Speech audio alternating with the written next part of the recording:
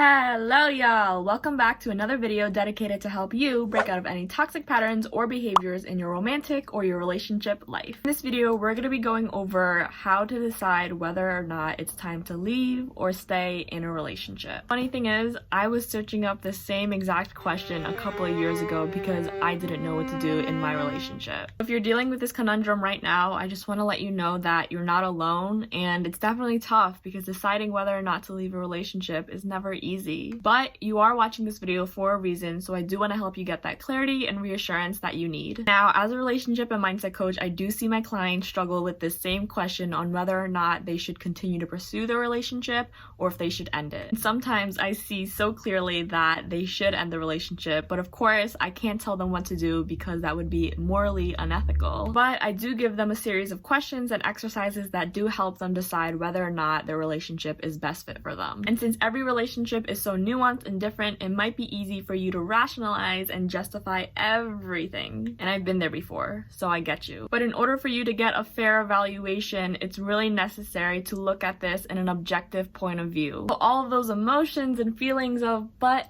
I love him, or but he makes me so comfortable. You have to leave that out the door before we continue watching the video. Good. Now that we've done that, grab a piece of paper and pencil so you can start jotting down these questions to ask yourself. The first question you want to ask yourself is there any abuse in the relationship? If your answer is yes, you're not going to want to hear this, but it's time to leave, because there's no justification at all for abuse. Someone who truly cares and respects you is not going to put you in harm's way. So please respect and love yourself to walk away from someone who puts your life at risk. Call a friend, sister, family member, anyone that can help you through the situation. And if you need, there will be numbers below and who you can contact for help. The second question you want to ask yourself is, are you staying because you fear that you're not going to find anyone else better? One of the most common excuses that I hear is, I can't imagine my life without them. And I've been there before too, so I hear you. But the truth is, there is more without them, because we were fine before, we are fine after. And for a second, think about it this way. Close your eyes and imagine yourself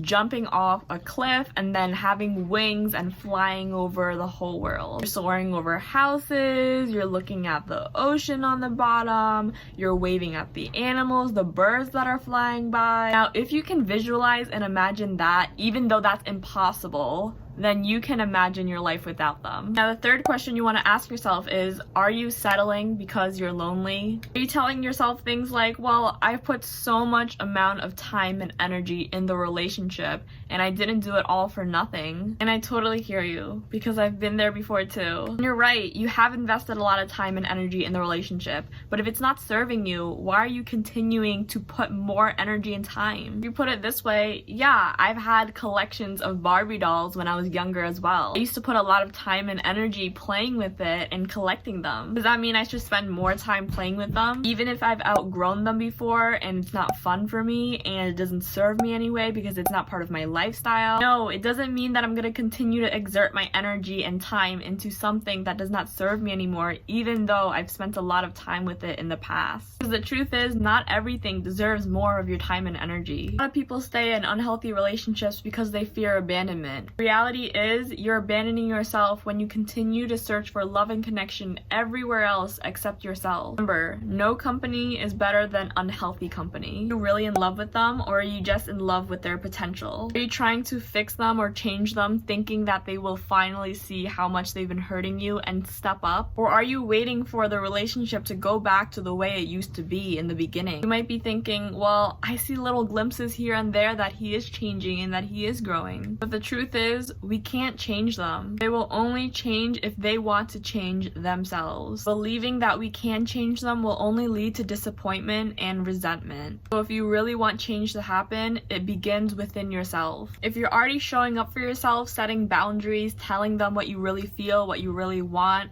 and not enabling their behaviors, but they're still not changing in the direction that you guys need to move in order to have a healthy relationship, then the relationship might not be good for you. And that leads us into our next question, which is, if the relationship never changes, would you be okay with the relationship as it is? And of course, in any healthy relationship, there will always be growth from both parties, but this question really helps you put things into perspective. The fifth question you want to ask yourself is, did I really give it my all? A lot of times when we have a fear of commitment, we take up the smallest little things and tell ourselves that, oh, because of XYZ, I can't be with them. But give yourself a second to think about it. Did you really give it your all, or are you just running away out of fear? Number 6, do you feel like this relationship brings out the best version of yourself or the worst? Do you feel like you have to walk around eggshells around this person because you don't want to say the wrong thing at the wrong time?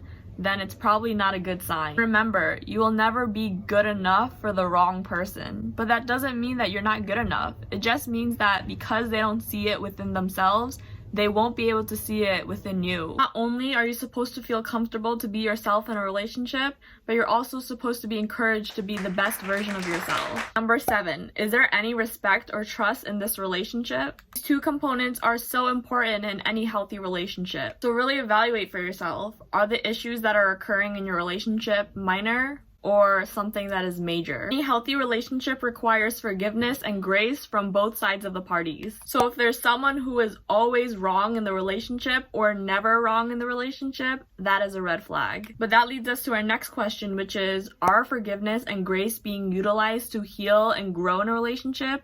Or is it being used to enable unhealthy behaviors to perpetually reoccur? Number 9, do they value you and do you guys share the same values? Or do you feel like you're compromising your values and hobbies to be closer to them or make them happy? Yes, spending time together in a relationship is essential, but if you find yourself neglecting the different areas of your life just to be with them, that can turn unhealthy quickly. Because if there isn't a balance between you and your partner's identities in the relationship, one person will always feel less significant. Number 10, are your needs getting met, or are they neglecting your needs and making you feel bad whenever you ask for something that you want or whenever you have an opinion? Most arguments in a relationship comes from a place of feeling as if your needs are being neglected. Now that is all the questions I have for you today, so I hope this gave you some clarity and reassurance in the position that you're in. Don't be afraid to share some of the answers that you were able to get throughout this video down in the comments below so we can all help and encourage each other. And remember, leaving a relationship is never easy, but take it step by step for yourself and really give yourself the opportunity to evaluate whether or not this is right for you. And if this video did help you in any way, go ahead and make sure that you like, comment, and subscribe. If you want a part 2 and wanting to know how to heal after you leave a relationship, let me know in the comments below as well.